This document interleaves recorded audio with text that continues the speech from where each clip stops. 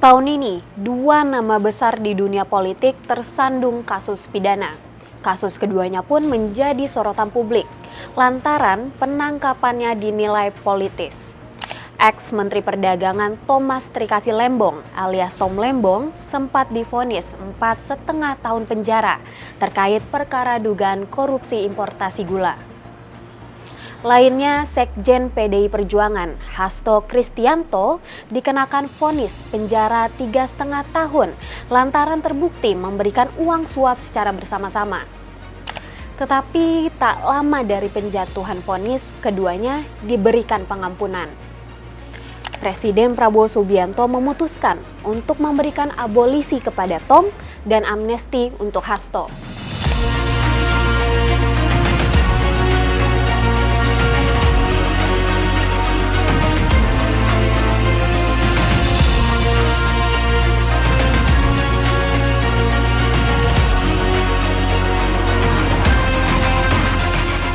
Permintaan Prabowo untuk mengampuni keduanya secara resmi disetujui oleh DPR RI usai rapat konsultasi dengan pemerintah.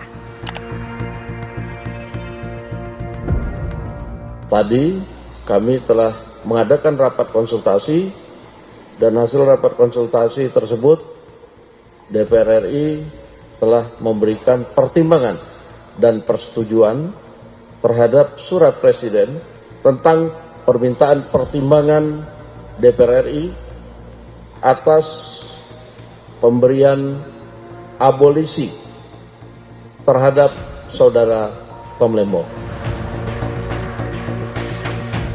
Menyusul pengampunan keduanya, Menteri Koordinator Bidang Hukum, HAM, Imigrasi, dan Pemasyarakatan Yusril Iza Mahendra menyarankan Tom dan Hasto untuk tidak mengajukan banding lagi di pengadilan tingkat pertama.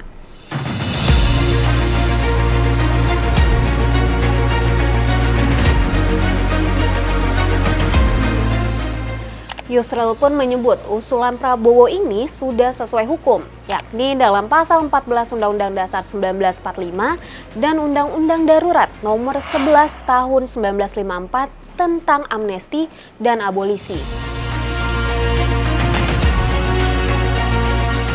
Pertimbangan itu sudah dimintakan oleh Presiden melalui surat kepada DPR, dan Pak Presiden juga telah mengutus dua menteri, yaitu Menteri Hukum dan Mensesnek, dalam rangka berkonsultasi dan meminta pendapat Dewan Perwakilan Rakyat. Senada, Presiden ke-7 RI Joko Widodo mengatakan usulan yang diberikan merupakan hak prerogatif Presiden Prabowo. Menurut Jokowi, Prabowo pasti memiliki pertimbangan tertentu yang diberikan kepada Tom dan Hasto, baik dari sisi hukum maupun sosial politik.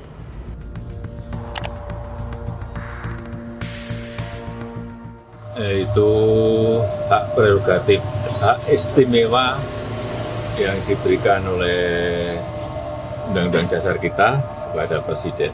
Saya kira setelah melewati pertimbangan hukum, pertimbangan sosial politik yang sudah dihitung semuanya.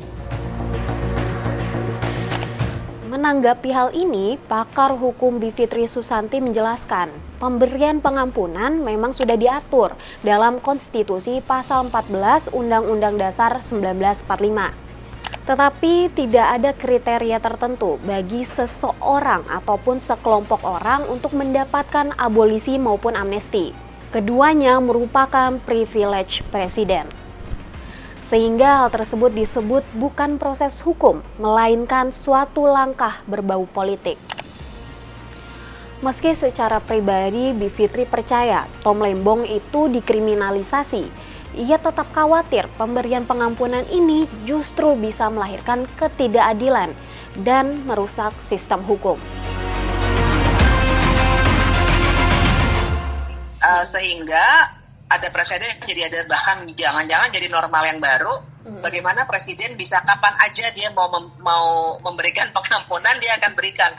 Kecenderungannya jadinya orang nggak takut korupsi kan, asal dia dekat dengan presiden. Apalagi dalam konteks Hasto yang terbukti tersandung kasus nyata. Bivitri mengatakan pemberian amnesti kepada politisi asal PDIP itu menunjukkan politisasi hukum.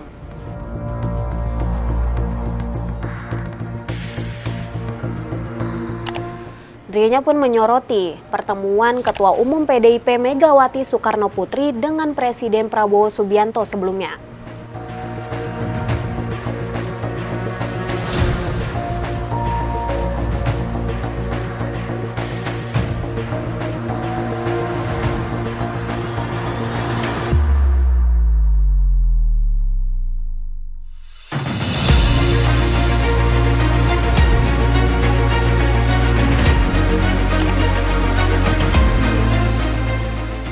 Makanya dari awal saya sudah bilang bahwa ini adalah politisasi hukum, karena memang untuk kasusnya Hasto ini digunakan untuk tawar-menawar politik, karena yang belum masuk koalisi kan tinggal PDI Perjuangan, dan Prabowo itu tipe pemimpin yang nggak mau ada gejolak sedikit pun, dia mau semua harmonius gitu.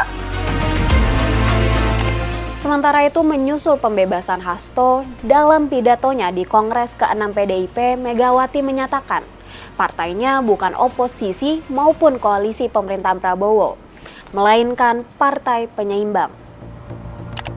Oleh karena itu, PDI Perjuangan tidak memosisikan sebagai oposisi dan juga tidak semata-mata membangun koalisi kekuasaan. Kita adalah partai ideologis yang berdiri di atas kebenaran, berpihak pada rakyat, dan bersikap tegas sebagai partai penyeimbang. Meski begitu, Megawati tetap menegaskan pihaknya akan terus lantang dan menentang kebijakan yang dinilai menyimpang dari nilai Pancasila. Langkah pengampunan dari Presiden Prabowo memang bisa mencairkan ketegangan politik. Namun, juga menyisakan pertanyaan soal arah penegakan hukum ke depan.